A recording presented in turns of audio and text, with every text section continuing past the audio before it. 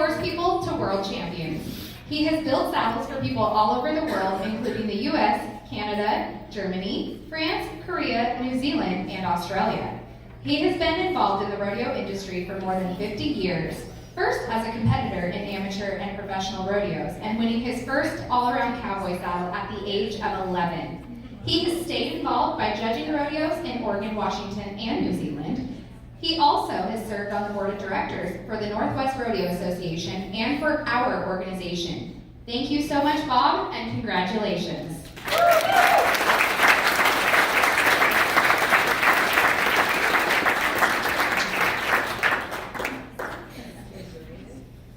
Speech.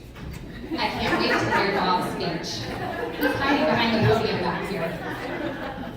Do I have to hold this? You can hold your side. Well, as most of you know, I hate getting my picture taken, so this is completely different. When this first started, I was at, was it Ellie?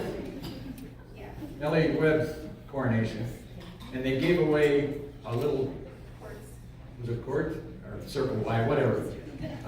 And I thought, the Oregon Queen should have something more than that.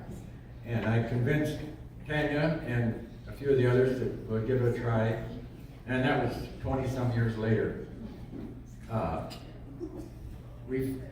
of the two saddles, no two saddles have ever been alike. Hopefully they've all been ridden in good health, except one. The only saddle I've ever made in my life that has never been ridden. I ride at the NFR in it, in my living room. So, I'm sure there are a lot of people that are more deserving of this than I am, but I appreciate it, and hopefully we'll have a few more years and a few more saddles. Thank you.